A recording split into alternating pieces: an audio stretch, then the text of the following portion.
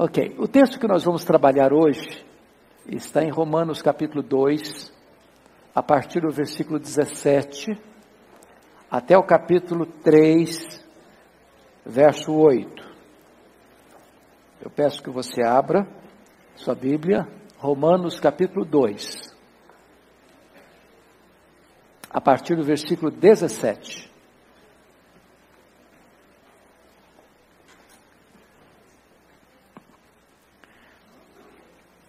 Eu vou fazer essa leitura, vocês me acompanhem por gentileza na leitura. Se porém tu que tens por sobrenome judeu, e repousas na lei, e te glorias em Deus, que conheces a sua vontade, e aprovas as coisas excelentes, sendo instruído na lei, que estás persuadido de que és guia dos cegos, luz dos que se encontram em trevas, instrutor de ignorantes, mestre de crianças, tendo na lei a forma da sabedoria e da verdade, tu, pois, que ensinas a outrem, não te ensinas a ti mesmo? Tu que pregas que não se deve furtar, furtas? Dizes que não se deve cometer adultério e o cometes? Abominas os ídolos e lhes roubas os templos? Tu que te glorias na lei, desonras a Deus pela transgressão da lei? Pois como está escrito, o nome de Deus é blasfemado entre os gentios por vossa causa. Porque a circuncisão tem valor se praticares a lei. Se és, porém, transgressor da lei, a tua circuncisão já se tornou incircuncisão. Se, pois, a incircuncisão observa os preceitos da lei, não será ela, porventura, considerada como circuncisão? E se aquele que é incircunciso por natureza cumpre a lei, certamente, ele te julgará a ti, que, não obstante a letra e a circuncisão, és transgressor da lei. Porque não é judeu quem o é apenas exteriormente, nem é circuncisão o que é somente na carne. Porém, judeu é aquele que o é interiormente, e circuncisão a que é do coração, no espírito, não segundo a letra, e cujo louvor não procede dos homens, mas de Deus. Versos 1 a 8. Qual é, pois, a vantagem do judeu? Ou qual a utilidade da circuncisão? Muita, sob todos os aspectos. Principalmente porque aos judeus foram confiados os oráculos de Deus. E daí? Se alguns não creram, a incredulidade deles virá desfazer a fidelidade de Deus? De maneira nenhuma. Seja Deus verdadeiro e mentiroso todo homem, segundo está escrito, para seres justificado nas tuas palavras e venhas a vencer quando fores julgado. Mas se a nossa injustiça traz à lume a justiça de Deus, que diremos? Porventura será Deus injusto por aplicar a sua ira? Falo como homem. Certo que não, do contrário, como julgar a Deus o mundo? E se por causa da minha mentira fica em relevo a verdade de Deus para a sua glória, por que sou eu ainda condenado como pecador? E por que não dizemos, como alguns caluniosamente afirmam que o fazemos, pratiquemos males para que venham bens? A condenação destes é justa. Irmãos amados, eu quero conversar com vocês hoje nesta aula sobre o seguinte tema: na vida cristã não há espaço para presunção, soberba, altivez, orgulho. E eu gostaria de entrar nesse texto fazendo um breve resumo do que ele tratou até então, sobretudo dos capítulos 1, 18 até o que nós estamos considerando. Se você está acompanhando o raciocínio do apóstolo Paulo, ele vai dividir as pessoas em 3 grupos. Primeiro grupo, capítulo 1, 18 a 32. Ele está tratando dos pagãos, dos gentios, que não têm a revelação especial de Deus, apenas a revelação natural de Deus. Essas pessoas que não têm Bíblia, que não têm palavra de Deus, mas têm a revelação natural. Os céus proclamam a glória de Deus, os atributos invisíveis de Deus, podem ser reconhecidos. E essas pessoas pagãs rejeitaram essa revelação, sufocaram a verdade pela injustiça, rejeitaram esse conhecimento de Deus, tornaram nulo em seus raciocínios, mudaram a glória de Deus em mentira, transformaram o Criador em criatura, em quadrúpedes, em répteis, que rastejam sobre o seu ventre, e mergulharam de cabeça na idolatria e na imoralidade. Esse é o primeiro grupo. Esses serão indesculpáveis diante de Deus, porque a luz que receberam, rejeitaram. Na aula passada nós tratamos o segundo grupo, que são os moralistas, tanto gentios quanto judeus, do capítulo 2, de 1 a 16. Ele está dizendo no capítulo 2, 1 a 16, que alguns receberam a revelação especial, a Bíblia. Aqueles lá, diz ele no capítulo 32, que fazem as coisas erradas, aprovam aqueles que fazem as coisas erradas, mesmo sabendo que os que fazem as coisas erradas receberão a merecida punição de Deus, a morte. O salário do pecado é a morte. Apesar de saber que está errado, faz o errado, aplaude quem está fazendo errado, mesmo sabendo as consequências. Mas ele vai dizer no capítulo 2, 1 a 16, que os moralistas são piores. Por quê? Porque sabem o que é errado, condenam o que é errado nos outros, mas praticam o que é errado em secreto. Estão percebendo? Esses moralistas são acusados de 2 pecados. Primeiro, o pecado da transgressão. E segundo, o pecado da hipocrisia. Porque ele não aceita o que é errado. Ele reprova o que é errado no outro. Mas ele faz o que é errado em secreto. Então, esses também estão debaixo do juízo de Deus. Do juízo de Deus. Por quê? Porque Deus vai julgar até o segredo do coração dos homens. O tribunal de Deus avança não apenas para um julgamento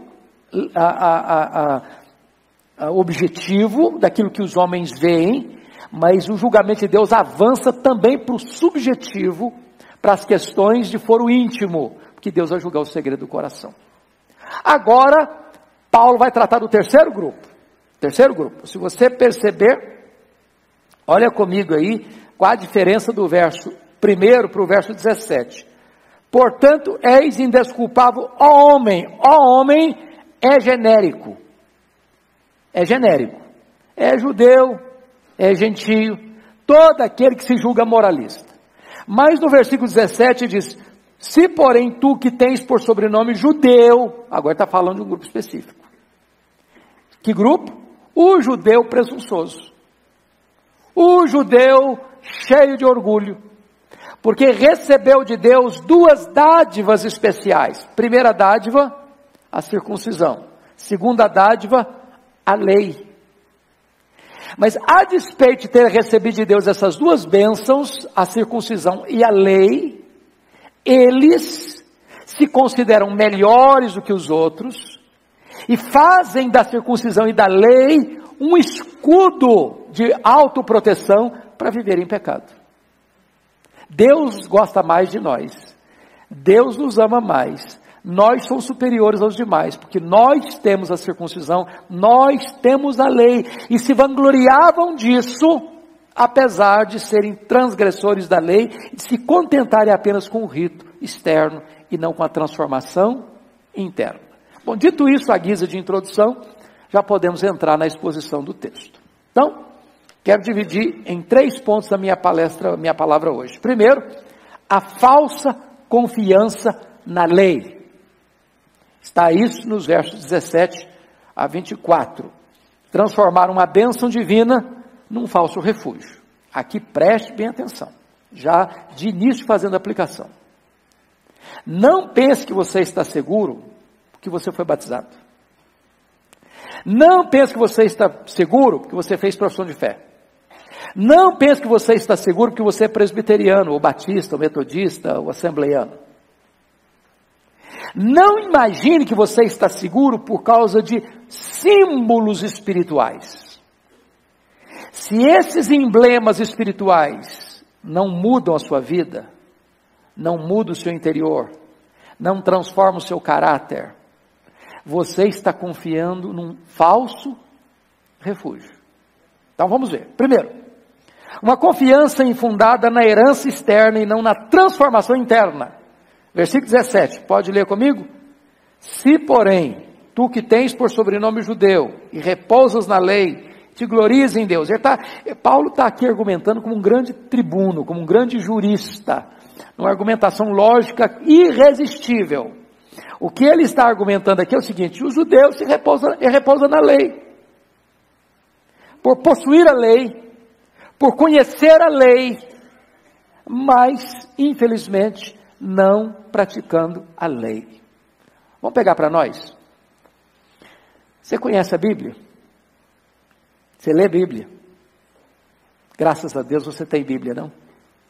Graças a Deus você lê sua Bíblia, não? Graças a Deus você conhece a sua Bíblia, não?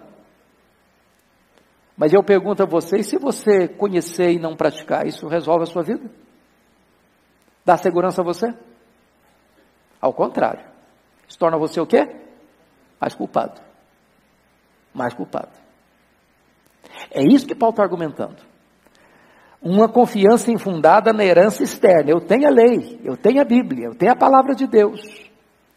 Mas, por que é infundada? Porque não está fundamentada numa transformação interna. O meu refúgio está em Jesus ter mudado a minha vida, meu coração. E não no fato de eu ter uma Bíblia, ler uma Bíblia, conhecer uma Bíblia. Ninguém, irmãos, é um cristão por ser um teólogo. É possível ser um teólogo e não ser um cristão. Conhecer, dominar o assunto. Saber todas as correntes teológicas. Saber versículos de cor. Defender posições corretas, teologicamente falando. E isso ainda não mudou a sua vida. Então esse é um falso refúgio.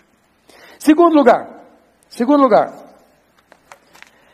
Uma confiança infundada na conformação apenas externa da lei. Olha os versos 17 ainda e 18 agora. Se porém tu que tens por sobrenome judeu, repousas na lei, te glorias em Deus, que conheces a sua vontade, aprovas as coisas excelentes, sendo instruído na lei. Ou seja, note uma coisa. Primeiro, ele tem sobrenome judeu, então ele acha que ele tem uma raça superior.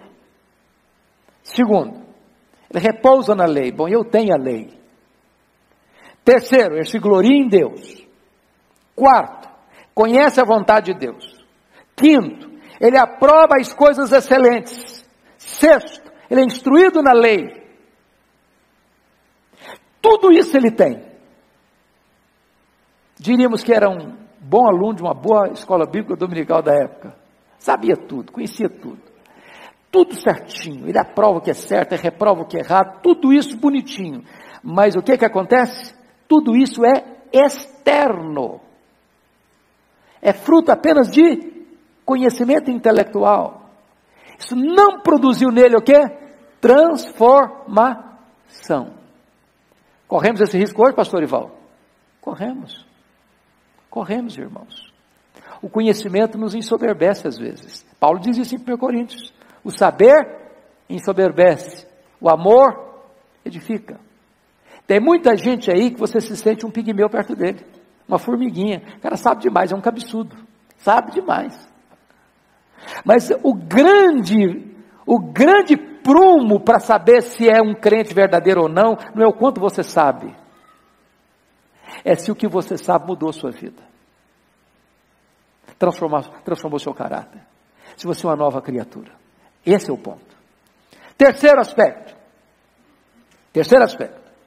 Uma confiança infundada na análise superdimensionada de si mesmo.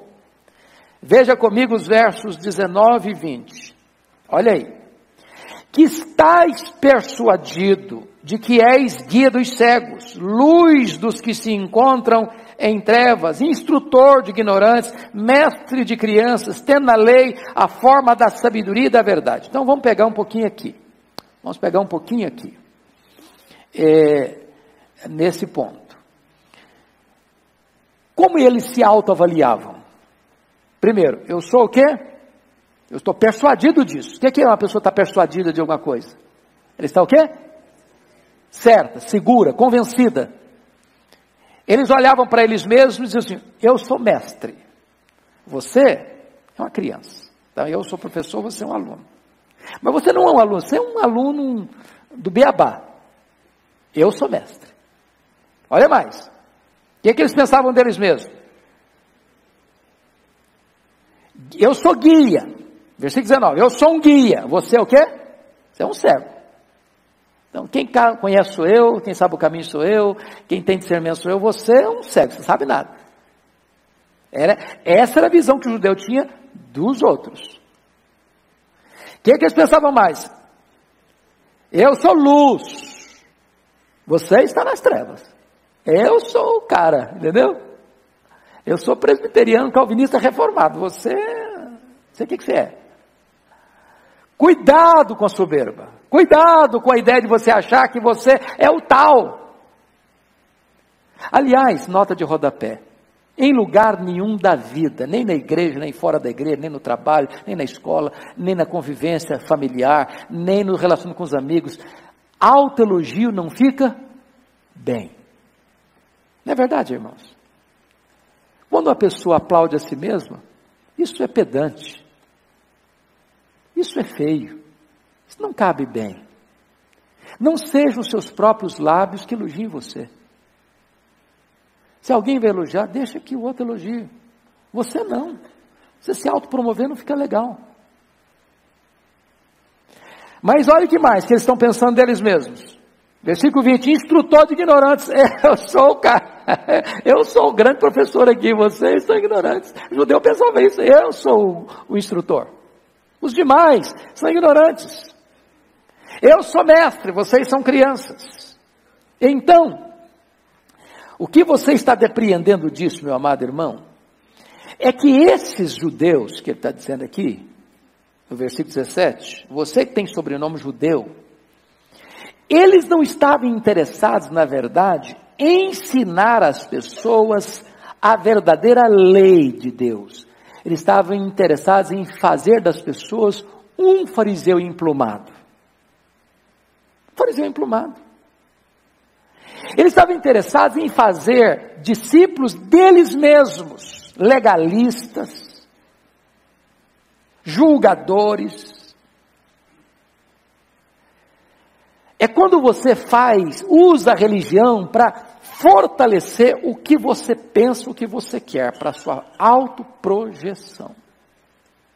Paulo está botando o machado da verdade nessa presunção, soberba. Quarto ponto, quarto argumento de Paulo, preste atenção. Uma confiança infundada em virtude de ostentarem uma conduta contraditória. Vejamos os versos 21 a 24. Os judeus são acusados aqui por Paulo de furto, de adultério e de sacrilégio. Se não, vejamos. Primeiro, o processo ensino-aprendizado está falido. Versículo 21, parte A. Olha aí comigo. Tu, pois, que ensinas a outrem, não te ensinas a ti mesmo? Agora Paulo está amarrando as pontas. Estão percebendo? Amarrando as pontas. Ou seja, eu me considero mestre. Você que está me ouvindo, eu chamo de criança. E ele está dizendo o seguinte, que negócio é esse? Você está ensinando os outros. Você não ensina você mesmo? O que você quer passar para os outros não vale para você? O que você exige dos outros, você não faz? Albert Schweitzer disse uma frase que eu subscrevo. Ele diz assim: o exemplo não é uma forma de ensinar. O exemplo é a única maneira eficaz de ensinar. O que está acontecendo com os judeus presunçosos? Eles ensinam para os outros, mas eles não aplicam na própria vida deles o que eles ensinam para os outros. O processo ensino-aprendizado está falido, porque esse ensino é dirigido à cabeça, mas não passam pelo coração e não tem o aval da experiência. Segunda coisa, olha comigo, a honestidade é apenas de fachada. Versículo 21, parte B, confira aí. Tu que pregas que não se deve furtar, furtas. Ou seja, eu ensino, qual é o mandamento que proíbe furtar, gente, do decálogo? Quem lembra? Qual é o mandamento? Só 10 de cada vez, senão eu fico confuso. É o quinto, é o sexto, é o sétimo, é o oitavo, qual é? Pastor Ival, vamos pregar um sermão sobre os 10 mandamentos, tá bom? É o oitavo mandamento. O sexto é não matarás, o sétimo é não adulterarás, o oitavo é não furtarás. Ô, gente, o que é furtar, hein? É se apropriar de algo que não lhe pertence. Então você diz que uma pessoa que não pega o que não é dele, é uma pessoa o quê? Honesta. Honesta. Se você esquecer sua carteira, ninguém viu, só você viu. Cheio de dinheiro, você vai lá e devolve. Não é meu, eu não quero. Integridade. Só que os judeus ensinavam isso. Claramente o decálogo, os 10 mandamentos, o 8º mandamento, não furtarás. Ensinavam isso, não furtarás, mas eles furtavam. Furtavam. Então a honestidade deles era de fachada. De fachada. Terceiro, a pureza moral é apenas de aparência. Versículo 22. A parte A, olha aí comigo. Dizes que não se deve cometer adultério e o cometes? Qual é o mandamento que proíbe o adultério? 7º mandamento. Não adulterarás. Eles ensinavam isso, eles pregavam isso. Eles diziam para as pessoas isso, mas eles praticavam isso em secreto. Então, note você que não só a honestidade era de fachada, mas também a pureza moral era de aparência. Quarto, a contradição religiosa era gritante. Olha comigo o versículo 22b. Abominas os ídolos e lhes roubas os templos. Vamos entender isso aqui. Qual o mandamento que proíbe ídolos? Dos 10 mandamentos. Primeiro, segundo, terceiro, qual é? Segundo mandamento. Não farás para ti imagens, escultura. Se existe uma coisa que o judeu tinha horror, era de idolatria. Quando é que isso mudou na história dos judeus? Basicamente depois do cativeiro babilônico. Até o cativeiro babilônico, os judeus viviam se enroscando com os deuses dos povos. Depois do cativeiro babilônico, não, isso quebrou. Eles abominavam isso. Agora preste atenção no que está acontecendo. Sou contra a idolatria, abomino os ídolos. O que é que os judeus faziam? Os templos pagãos tinham ouro. Eles iam lá e pegavam o ouro dos templos pagãos e guardavam. Eles arrancavam o ouro dos ídolos. E aí, sabe o que está acontecendo com eles? Eles estão adotando um outro ídolo, detestando a idolatria. Qual outro ídolo que eles estão adotando para eles? Dinheiro. Dinheiro. Estão percebendo isso? Eu abomino o ídolo, eu vou lá e desvisto o ídolo de ouro, pego para mim. Saqueava os templos pagãos. Então note vocês que essa contradição deles era o quê? gritante. Aliás, irmãos, o dinheiro tem levado as pessoas a ultrapassar a fronteira da consciência, tantas vezes na história. Você fica em dúvida, por que o fulano faz isso? É por convicção ou por conveniência? E o dinheiro tantas vezes pesa na balança da conveniência. Quinto, a obediência à lei é apenas aparente. Olha o verso 23. Quem pode ler o versículo 23 comigo? Vamos juntos? Tu que te glorias na lei, desonras a Deus pela transgressão da lei. Aqui, irmãos, nós devíamos todos nós vestir a carapuça e sermos mais humildes.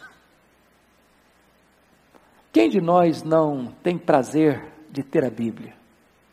Não é verdade? Que privilégio, que bênção. Convenhamos, nós não temos transgredido a palavra de Deus?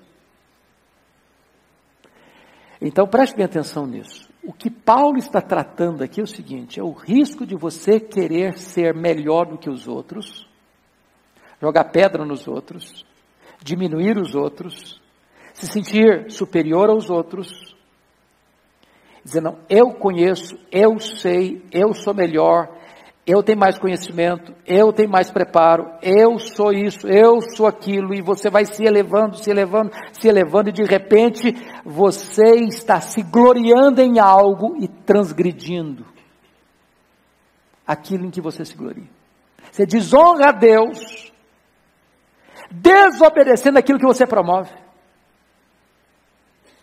O que Paulo está dizendo é o seguinte: você, judeu, que se gloria de ser judeu, você está com esquizofrenia espiritual. Você aplaude algo e ao mesmo tempo você transgride aquilo que você aplaude. Último lugar, nesse ponto aqui, o construtor de pontes apenas está cavando abismos. Olha comigo o verso 24. Pode ler comigo 24?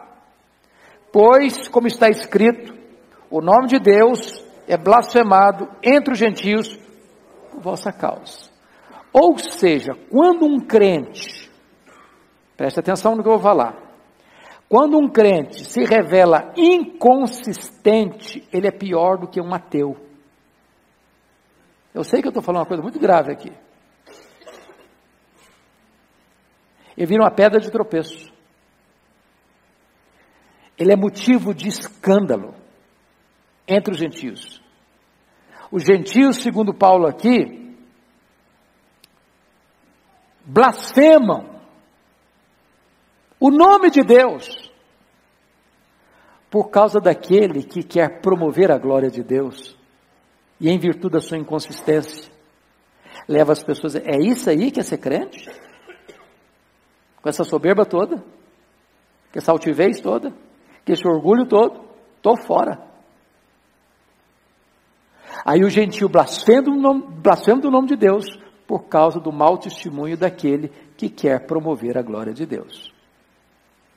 Então esse é o primeiro ponto que nós tratamos. Qual é o primeiro ponto? É a falsa confiança na lei de Deus. Agora vamos para o segundo ponto. O segundo ponto é a falsa confiança na circuncisão. Versos 25 a 29.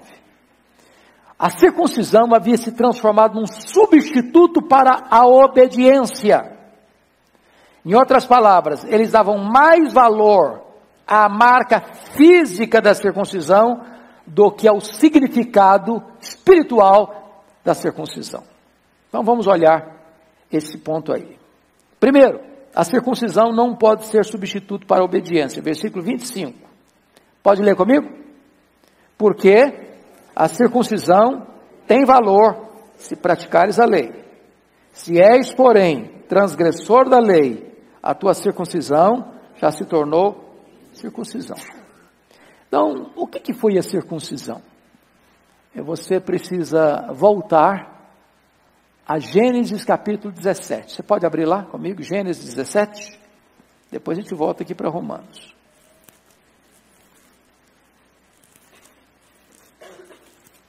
Gênesis 17, versículo 10. Vamos ler só esse versículo. Gênesis 17, 10.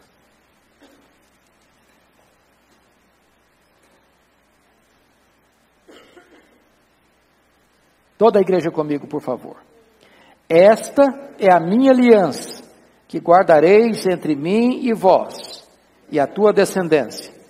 Todo macho entre vós será circuncidado. Então, isso era um selo, era um símbolo visível de uma aliança que Deus estava fazendo com Abraão, o pai da fé, e com a sua descendência. Agora vamos ver qual é o significado espiritual da circuncisão. Agora abra Romanos capítulo 4. Versículo 11. Romanos 4, 11. Ok? Vamos juntos? E recebeu o sinal da circuncisão como selo da justiça da fé que teve quando ainda incircunciso, para vir a ser o pai de todos os que creem, embora não circuncidados, a fim de que lhes fosse imputada a justiça. Então a circuncisão não era apenas um rito físico, era um símbolo, era um selo da justiça da fé. Nota de rodapé agora, nota de rodapé.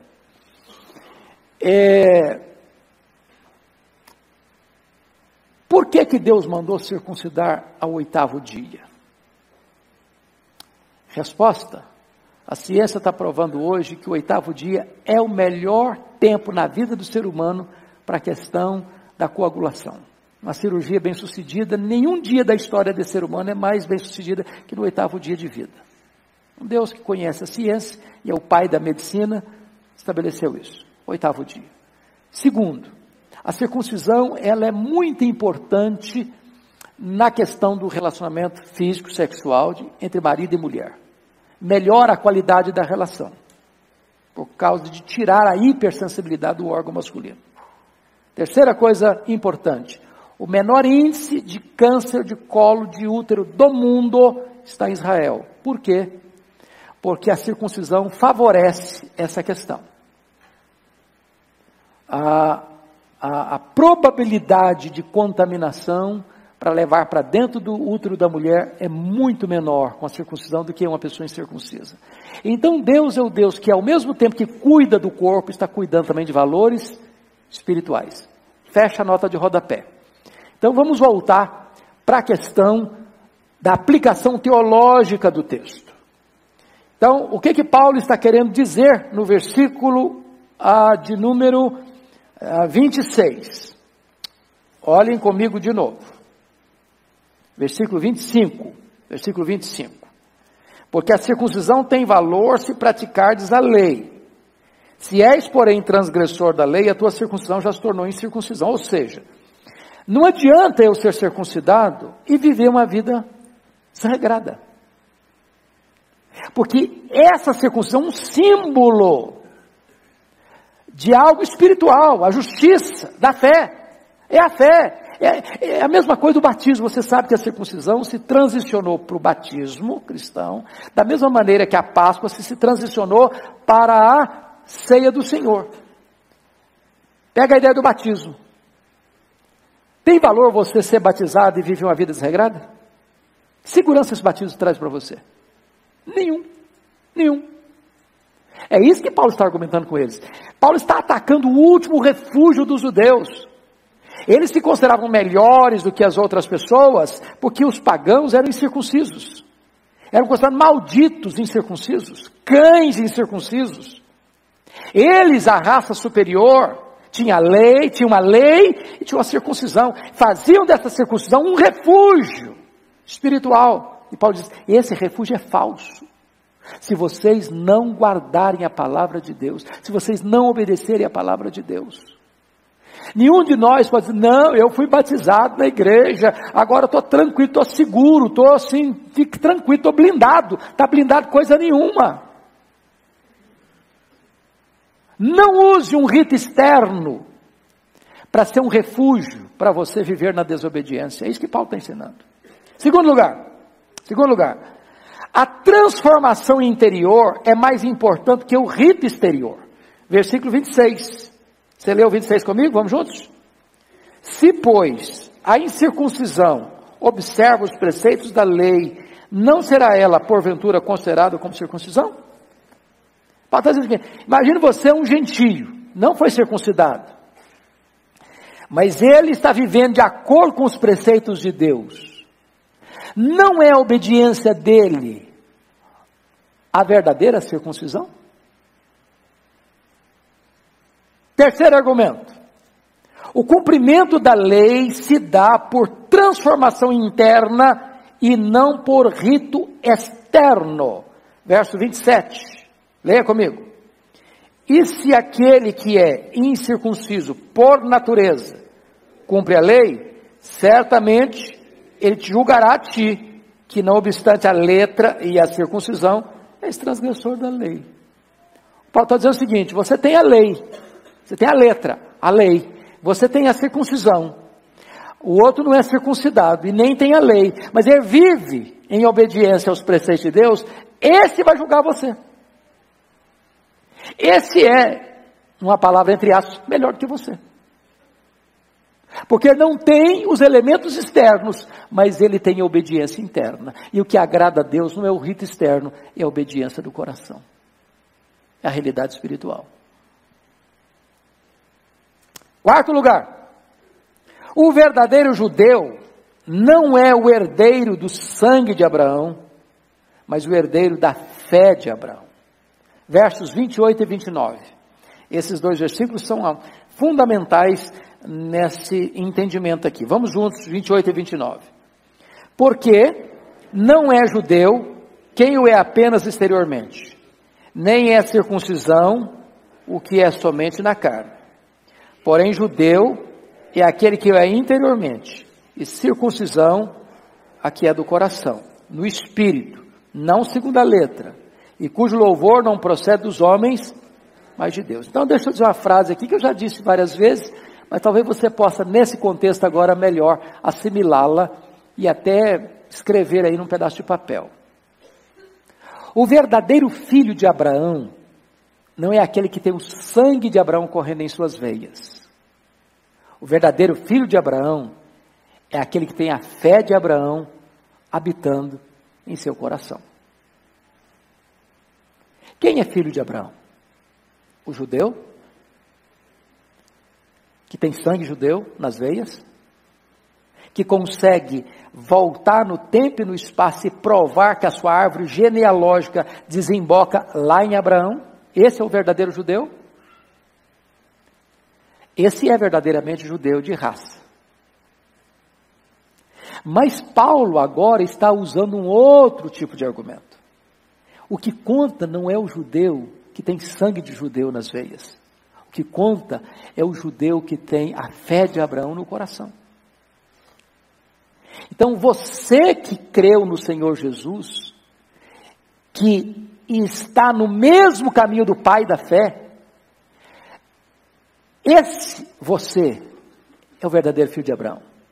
Mas aquele que tem o sangue de Abraão, o sangue judeu nas veias, mas que não está na fé, que não crê, você não é filho de Abraão. Aliás, foi este o terrível argumento, amargo argumento, contundente argumento que Jesus usou em João 8. Quando os judeus, não, nós somos filhos de Abraão. E Jesus, não, vós sois filhos do diabo. Ele é o vosso pai. Já pensou um negócio desse? Que coisa amarga é essa? Porque o filho de Abraão é aquele que crê. Esse é o filho de Abraão. Então preste atenção agora, vamos aplicar para nós. Quem é o verdadeiro salvo? É o presbiteriano? É o batista?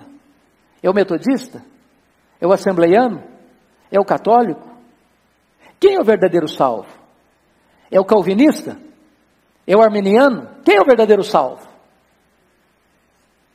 É aquele que frequenta uma denominação? É aquele que tem um rótulo teológico na cabeça?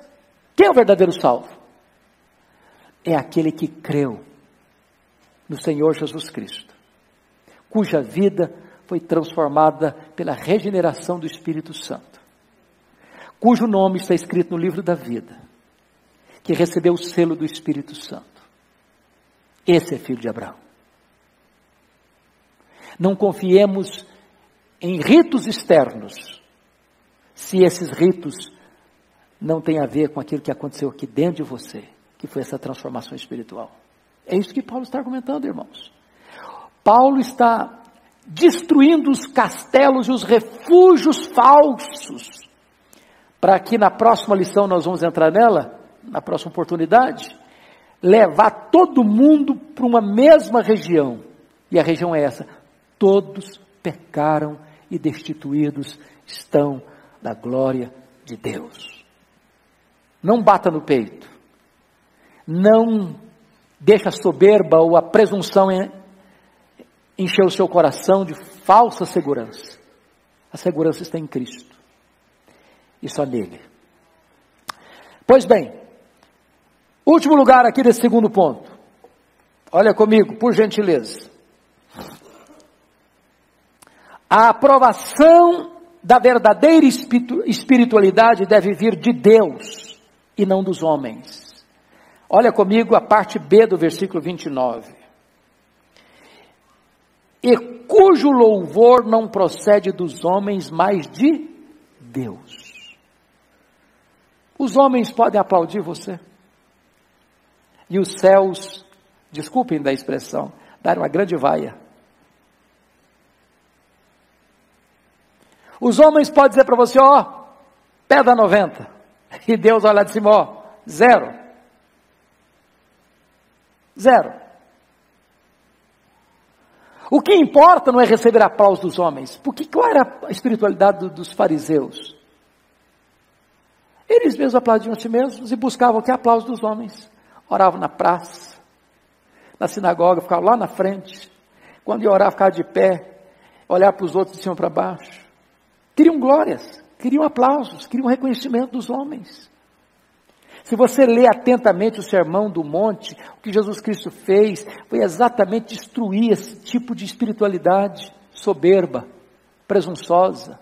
Quando você for dar esmola, faz a sua outra mão esquecer o que a outra fez.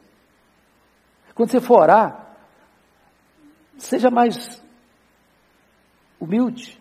Quando você estiver jejuando, não fica aí dizendo, hoje eu estou jejuando, porque eu sou um crente muito espiritual. Olha para mim, olha aqui como é que eu sou espiritual. Acabe com essa soberba. Acaba com essa mania de querer que os homens elogiem você, que os homens vejam você, que os homens reconheçam você. O que importa não é receber a aprovação dos homens, é receber a aprovação de Deus. Essa é a verdadeira espiritualidade. Mas eu termino o último ponto, capítulo 3. A falsa segurança nos arrazoados teológicos. E esse ponto aqui eu vou deixar para o Orival, que é mais entendido das teologias do que eu, porque Paulo está usando um argumento complicadíssimo aqui. Dentro da literatura teológica, da literatura, a gente chama isso de diatribe. O que é diatribe? É um recurso literário em que o mestre, pressupondo que o aluno vai fazer uma pergunta complicada, para colocá-lo numa enrascada, ele mesmo faz a pergunta e ele mesmo responde. Então, nos versos 1 a 8 do capítulo 3, Paulo levanta aqui 4 perguntas e ele mesmo dá a resposta. Mas a pergunta, quem está fazendo, é como se o opositor estivesse perguntando, e então ele, sabendo que as pessoas iam fazer a pergunta, ele mesmo faz e ele mesmo responde. Isso é um recurso chamado de diatribe. E é isso que Paulo está fazendo aqui. Então, quais são essas 4 objeções? Primeira objeção: o ensino de Paulo é uma sabotagem da aliança de Deus. Olha aí comigo, versículos 1 e 2. Qual é, pois, a vantagem do judeu? Ou qual é a utilidade da circuncisão? Porque o judeu podia perguntar isso, mas você está batendo na gente? Naquilo que a gente tem de mais sublime, a circuncisão e a lei, que negócio é esse, Paulo? Então qual é a vantagem? Você está tirando a nossa vantagem? Você está nos nivelando junto com todo mundo? Nós somos melhores, nós temos a lei, nós temos a circuncisão. Então qual é a vantagem? Resposta: muita, sobre todos os aspectos. Principalmente porque aos judeus foram confiados os oráculos de Deus. Preste atenção. Privilégios não são para nos tirar a responsabilidade da obediência. Privilégios implica em responsabilidade. Se você sabe, você é mais responsável ainda. Então, de todos os povos, os menos desculpáveis são os judeus. Por quê? Porque a eles foi confiado os oráculos de Deus, a palavra de Deus. Você, aos olhos de Deus, é mais responsável do que o cara que está na balada, está se drogando, está se prostituindo em São Paulo. Eu e você. Por quê? Porque nós conhecemos o quê? A palavra de Deus. Segundo argumento. Os ensinamentos de Paulo anulam a fidelidade de Deus. Versículos 3 e 4. E daí? Se alguns não creram, a incredulidade deles virá desfazer a fidelidade de Deus? Resposta de Paulo. De maneira nenhuma, versículo 4, seja Deus verdadeiro e mentiroso todo homem, segundo está escrito, para ser justificado pelas tuas palavras e venhas a vencer quando for julgado. Então você prega o evangelho. Irmãos, isso tira de nós esse complexo. Eu preguei e ninguém creu. Fui fracassado. Quem é chamado na Bíblia de profeta evangélico? Vocês lembram? O profeta da salvação. Profeta Isaías. Quem creu, Senhor, em nossa pregação? Quem creu? A palavra de Deus é vitoriosa em si. Ela não depende do resultado. Ela é vitoriosa em si porque ela traz juízo, traz salvação. Quando você prega, não tem neutralidade não. Ou o cara creia salvo, ou ele não creia é condenado. Acabou. Não depende, o sucesso não é seu. Nem o fracasso é seu. Nem o fracasso é seu. Então não depende da resposta, irmãos. Para quê? Para que você não se glorie. Eu preguei, tantas pessoas foram convertidas. Não é você não, filho. Não é você não. Baixa a bola. Baixa a bola. Terceiro, os ensinamentos de Paulo contradizem a justiça de Deus. 5 e 6. Mas se a nossa injustiça traz a lume a justiça de Deus, que diremos? Porventura será Deus injusto por aplicar a sua ira? Falo como homem. Certo que não, ele responde. Do contrário, como julgará Deus o mundo? Porque o argumento era esse. Bom, já que Deus salva pela graça e aplica a sua justiça, então vamos pecar mais para Deus ter mais chance de demonstrar a sua justiça. Esse era um perigo que estava surgindo e Paulo vai tratar disso melhor no capítulo 6. Viveremos no pecado, nós os que para ele morremos? A ideia era essa. Quanto mais eu pecar, mais a graça de Deus vai trabalhar. Quanto maior o pecado, maior a graça. Mas preste atenção nisso. Eu vou viver então mais no pecado para que Deus seja mais gracioso ainda? Não, você não entendeu nada. Eu já morri para o pecado, então não posso viver nele. Isso é tentar a Deus.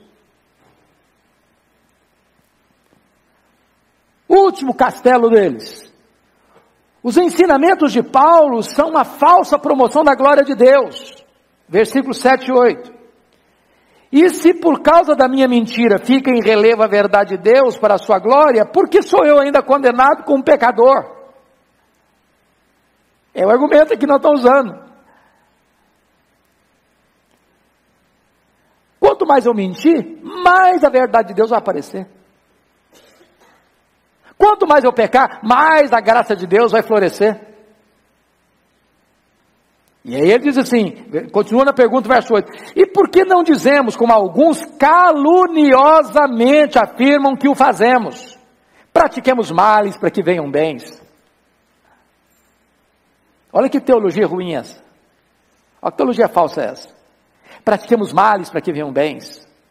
Quanto mais eu errar, mais Deus vai ter chance de demonstrar sua graça.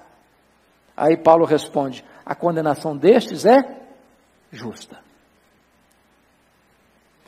Então, amados, nós chegamos até aqui e estaremos então, do ponto de vista de Paulo, prontos para entrar na parte nevrálgica da carta, onde ele vai desembocar a questão de que não tem falso refúgio, não tem escape. Todos pecaram, destituídos estão da glória de Deus. Então o Evangelho tem más novas e boas novas. O Evangelho começa com más novas. Quais são as más novas? Você está perdido. Você que acha que é o tal, você está perdido. Você que acha que é o bom, você está perdido. Você que acha que está assim no topo, você está arruinado. Enquanto você não se sentir no fundo do poço, perdido, sem recursos, você não pode valorizar a graça de Deus. É aí que o Evangelho entra, as boas novas. Tem saída para você. Tem saída para você. O Salvador é Cristo. E Ele veio para salvar pecadores. Bendito seja Deus pelo Evangelho. Pastor Elival, o senhor ora por nós, por favor? Talvez o senhor pudesse complementar alguma coisa que quiser, fique, por favor, me ajude.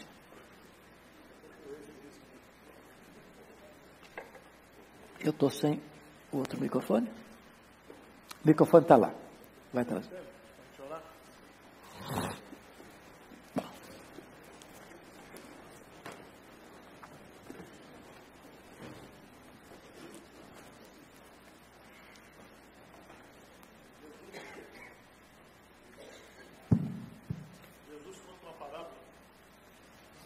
Jesus conta uma parábola lá em Lucas capítulo 18, que serve para todos nós, né? Ele começa já colocando a chave da porta na entrada e diz: vou contar uma parábola para vocês, a parábola do fariseu e do publicano, para justamente condenar aqueles que se acham mais justos do que os outros. Irmãos, que nós possamos ter humildade diante de Deus, cada vez mais reconhecer que nós somos pó, e ao pó nós voltaremos. Essa belezura toda que você é hoje aí, esse nariz empinado, né? Esse botox, tudo isso vai virar pó. Senhor Deus, nós nos humilhamos diante do ensino da Tua Palavra sobre a nossa total depravação total da nossa natureza, corrompida. Mas ao mesmo tempo nos alegramos pelo fato de que a Tua graça se manifesta na nossa fraqueza. E a graça do Senhor é abundante, é transbordante, é suficiente, é infinita, ó Deus, para nos restaurar, para nos salvar. E essa graça também, ela é santificadora, ela tem trabalhado na nossa vida, tirando todos os defeitos do velho homem, dos velhos hábitos, e nos transformando à imagem de Jesus Cristo. Que esse processo maravilhoso de santificação continue na nossa vida. E que nós tenhamos consciência da presença do pecado em nós, mas temos também a convicção de que o poder do pecado já foi totalmente liberto pelo poder do sangue de Jesus Cristo. E que pela graça e pela força do Espírito Santo, nós podemos mortificar a nossa carne, a nossa natureza, e que o Espírito de Deus, com poder e graça, pode nos santificar a cada dia. Santifica a Tua igreja, humilha a Tua igreja, coloca a Tua igreja cada vez mais aos Teus pés, no reconhecimento da nossa total dependência do Senhor. Nós oramos humildemente em nome de Jesus. Amém. Amém.